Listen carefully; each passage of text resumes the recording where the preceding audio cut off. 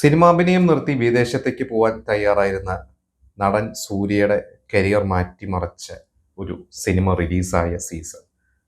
അതുപോലെ തന്നെ അജിത് കുമാർ എന്ന സൂപ്പർ സ്റ്റാറിന് തല എന്ന പേര് ആരാധകർ പിന്നീട് തുടർന്നും പറയാൻ തുടങ്ങിയ ഒരു സിനിമയും റിലീസായ ഒരു സീസൺ.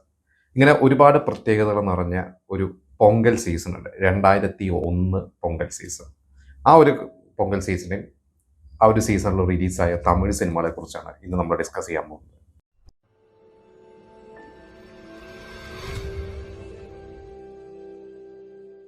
നേർക്കുനേർ എന്ന സിനിമയിലൂടെയാണ് സൂര്യ അഭിനയ രംഗത്തേക്ക് വരുന്നത്. അത് കഴിഞ്ഞിട്ട് പിന്നീട് കുറച്ച് സിനിമകളൊക്കെ അഭിനയിച്ചെങ്കിലും അദ്ദേഹത്തിന് വിചാരിച്ച പോലെ രക്ഷപ്പെടാൻ പറ്റിയില്ല. അങ്ങനെ സിനിമാഭിനയൊക്കെ നിർത്തി ഒരു ഉപരിപഠനവും മറ്റൊക്കെ ആയിട്ട് പുറത്തു പോകാനിരുന്നിരുന്ന ഒരാളായിരുന്നു സൂര്യ. ആ സൂര്യക്ക് ഓഫർ കിട്ടിയ ഒരു സിനിമയായിരുന്നു ഫ്രണ്ട്സ്. മലയാളത്തിൽ സൂപ്പർ ഹിറ്റായ ഫ്രണ്ട്സ് സംവിധായകൻ സിദ്ദിഖ് തന്നെ തമിഴ് ഒരുക്കുന്നു. സിദ്ദിഖിന്റെ ആദ്യത്തെ സിനിമയായിട്ട് മാറുന്നു തമിഴിലെ. അന്ന് വിജയായിരുന്നു ജയറാമിന്റെ വേഷം ചെയ്തത്. അതിൽ വിജയുടെ സുഹൃത്തായിട്ടുള്ള മുകേഷ് ചെയ്ത കഥാപാത്രത്തിലേക്ക് സൂര്യനെ വിളിക്കുന്നു. മറ്റേ ശ്രീനിവാസ് ചെയ്ത കഥാപാത്രം രമേശ് കന്ന എന്ന നടൻ അഭിനയിക്കുന്നു. ഒരുപാട് പ്രത്യേകതകൾ നിറഞ്ഞ ഒരു സിനിമയെന്ന്. കാരണം ഇളയരാജയുടെ സംഗീതവും നല്ല ഹ്യൂമർ പാട്ടുകൾ, വടിവേലു ഇതിൽ ജഗതി ചെയ്ത വേഷം വടിവേലു ചെയ്യുന്നു. എല്ലാം കൊണ്ടും വിജയ്ക്കും ഒരു പ്രതീക്ഷ ഉണ്ടായിരുന്ന ഒരു സിനിമ തന്നെയായിരുന്നു ഫ്രണ്ട്സ്. നമ്മുടെ മലയാളി സംവിധായകന മലയാളത്തിലെ നിർമ്മാതാവായ സ്വർഗജിത്ത് അപ്പച്ചനാണ് ആ സിനിമ പ്രൊഡ്യൂസ് ചെയ്യുന്നത്. ഫ്രണ്ട്സ് ആ പൊങ്കൽ സീസണിൽ ജനുവരി 2ാമത്തെ ആഴ്ച തിയേറ്ററിൽ എത്തുന്നു. ഫ്രണ്ട്സിൻ്റെ ഒപ്പം ഇറങ്ങിയ മറ്റേ ഒരു സിനിമ എന്ന് പറയുന്നത് ദീന. അജിത്തിനെ തല എന്ന ഒരു പേര് ആ ഒരു സിനിമയിലൂടെയാണ് വരുന്നത്. അതിലെ കഥാപാത്രത്തിനെ വിളിക്കുന്ന പേരാണ് തല. അവരൊറ്റ സിനിമയോടുകൂടിയാണ് അജിത്ത് ഇന്നും തല അജിത്തായി മാറിയത്.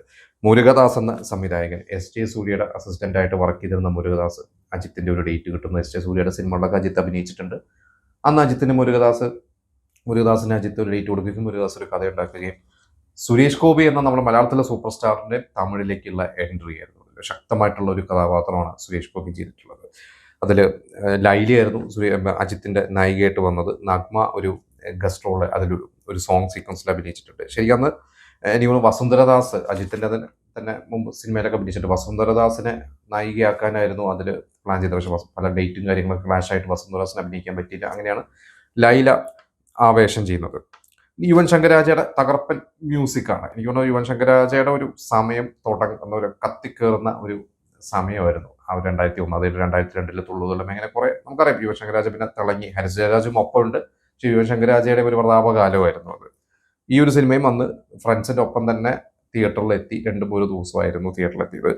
പിന്നെ വഞ്ചിനാഥൻ എന്ന് പറയുന്ന ഷാജി കൈലാസിന്റെ തമിഴിലെ ആദ്യത്തെ സിനിമ വിജയകാന്ത് ആക്ഷൻ ഹീറോയുടെ തിളങ്ങി നിൽക്കുന്ന സമയം വിജയകാന്ത് വന്ന് കോടികൾ പ്രതിഫലം വാങ്ങുന്ന ഒരു നടൻ. അതായത് കമൽ, രജനി കഴിഞ്ഞാൽ സത്യരാജ്, വിജയകാന്ത് അങ്ങനെയൊന്നും. സത്യരാജ് ഇത്ര ഡൗൺ ആയി, പക്ഷെ വിജയകാന്ത് അപ്പോഴും കട്ടയ്ക്ക് ഇങ്ങനെ നിൽക്കുകയാണ്.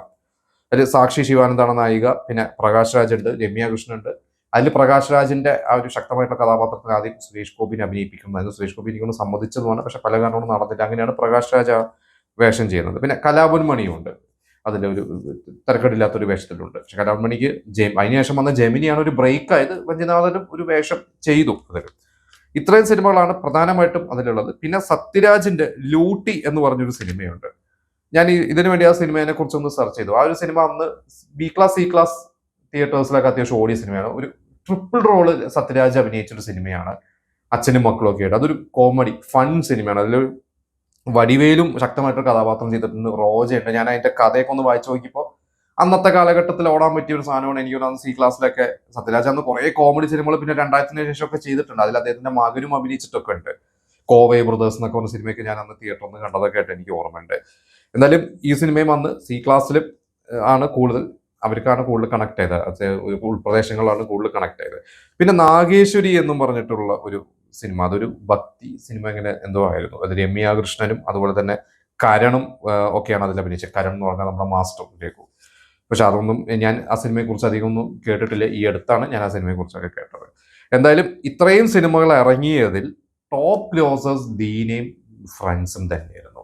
അതിൽ അന്ന് സ്വർഗചിത്രപ്പച്ചൻ പിന്നീട് പല അഭിമുഖങ്ങളും പറഞ്ഞിട്ടുണ്ട്. ഫ്രണ്ട്സും ദീനയും വാഞ്ചിനാഥനും ഇറങ്ങണം. ആദ്യത്തെ ദിവസം തമിഴ്നാട്ടിൽ ഫ്രണ്ട്സ് കളക്ഷൻ ഡൗൺ ആയിരുന്നു. എന്നിട്ട് വിജയൊക്കെ ഭയങ്കര അപ്സെറ്റായി. ഈവനിങ് ഷോയൊക്കെ വിജയ് അപ്സെറ്റ് ആയിട്ട് ആകെ ഇരിക്കുകയായിരുന്നു. കാരണം വഞ്ചിനാഥനായിരുന്നു ഒന്ന് ടോപ്പ്, പിന്നെ ദീനയായിരുന്നു. എന്നിട്ട് വിജയ് എന്ന അപ്സെറ്റ് ആയിരുന്നു കഴിഞ്ഞപ്പോൾ സോഹചിത്രപ്പച്ചൻ ഒരു ധൈര്യം കൊടുത്തു. അതിനുശേഷമാണ് അതിന്റെ പ്രൊഡ്യൂസർ എത്രയോ ദിവസത്തേക്ക് അന്നത്തെ പത്രങ്ങളിൽ ഇതിൽ ഫുൾ പേജോ എന്തോ വലിയ പരസ്യം കൊടുത്തു ഈ സിനിമയുടെ ഫ്രണ്ട്സിന്റെ. പിന്നെ രണ്ടാം ദിവസം പതുക്കെ കളക്ഷൻ അപ്പായി തുടങ്ങി. അന്ന് വിജയും അജിത്തും ഒരേപോലെ തന്നെയാണ്. അന്നും ഒരു കോടികൾ പ്രതിഫലം വാങ്ങണം. എനിക്കൊന്ന് 3 കോടി പ്രതിഫലം വാങ്ങുന്ന വിജയ് അന്ന് ഈ ഒരു സിനിമയ്ക്ക് വേണ്ടി 1 കോടി കുറച്ച് 2 കോടി എന്തോ ആണ് അന്ന് പ്രതിഫലം വാങ്ങിയത്. പ്രൊഡ്യൂസറോടുള്ള ഒരു സ്നേഹം. കാരണം അനീതിപ്രാവിന്റെ പ്രൊഡ്യൂസർ ആയിരുന്നു അദ്ദേഹം. അന്നേ ഇവർ തമ്മിലുള്ള ഒരു കണക്ഷൻ ഉണ്ട്. എന്തായാലും തമിഴ്നാട്ടിൽ അന്ന് ടോപ്പ് ഗ്രോസർ ഫ്രണ്ട്സ് ആയിരുന്നു. അത് കഴിഞ്ഞിട്ടായിരുന്നു ദീന. പക്ഷെ വേൾഡ് വൈഡ് കളക്ഷൻ ദീനയ്ക്കായിരുന്നു കൂടുതൽ. അതിന്റെ തൊട്ട് താഴെയാണ് പിന്നീട് ഫ്രണ്ട്സ് വന്നത്. ഇത് വഞ്ചിനാഥന് ഭയങ്കര കളക്ഷൻ ആയിരുന്നെങ്കിലും ഇതിന്റെ തൊട്ട് താഴെയായി പോയി വഞ്ചിനാഥന്റെ കളക്ഷൻ. എങ്കിലും വഞ്ചിനാഥനും ഹിറ്റാണ്. നേരത്തെ ഞാൻ പറഞ്ഞ സത്യരാജന്റെ ലൂട്ടി എന്നൊരു സിനിമ സി ക്ലാസ്സിൽ ഓടിയ സിനിമയാണ്. നാഗേശ്വരാവിയുടെ ബോക്സ് ഓഫീസ് കളക്ഷനെ കുറിച്ച് എനിക്കറിയില്ല. ഇനി അതങ്ങനെ ശ്രദ്ധിക്കപ്പെടാതെ പോയൊരു സിനിമയാണ്. അപ്പൊ ഇത്രയും സിനിമകളാണ് ആ ഒരു പൊങ്കൽ സീസണിൽ. അതിൽ ദീനയും ഫ്രണ്ട്സും കേരളത്തിലും റിലീസ് ഉണ്ടായിരുന്നു. എനിക്കൊന്ന് കേരളത്തിൽ അന്ന് കൂടുതൽ അജിത്തിനായിരുന്നു കുറച്ച് ഫാൻസ്.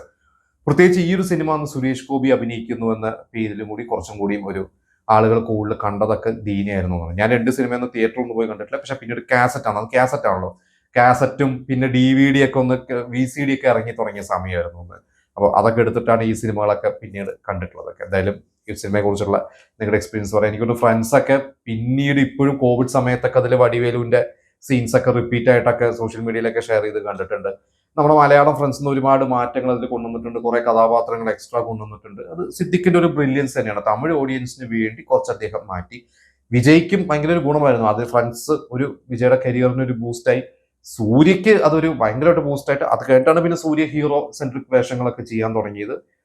അജിത്തിന് ഞാൻ പറഞ്ഞ പോലെ അജിത്തിന് ഗുണമായി. മുരുകദാസിന് ഒരു ആക്ടർ ഡയറക്ടർ എന്ന രീതിയിൽ ഒരു പേരെടുത്തു. ഇത് കേട്ട് വിജയകാന്തിനെ വെച്ചിട്ട് രമണ എന്ന് പറഞ്ഞൊരു സിനിമയൊക്കെ ചെയ്തു. പിന്നെ ഗജനി നമുക്കറിയാം. എല്ലാം കൊണ്ടും ഈ പൊങ്കൽ സീസണും ആ പൊങ്കൽ സീസണിൽ ഇറങ്ങിയ സിനിമകളൊക്കെ ഇതുമായി കണക്ട് ആയിട്ടുള്ള ഒരുപാട് പേർക്ക് പിന്നീട് അവരുടെ കരിയറിൽ ടേണിംഗ് പോയിന്റ് ആയി മാറിയിട്ടുണ്ട്. എന്തായാലും നിങ്ങൾക്ക് ഈ സിനിമയെ കുറിച്ചുള്ള നിങ്ങളുടെ അഭിപ്രായങ്ങൾ നമുക്ക് ഷെയർ ചെയ്യുക.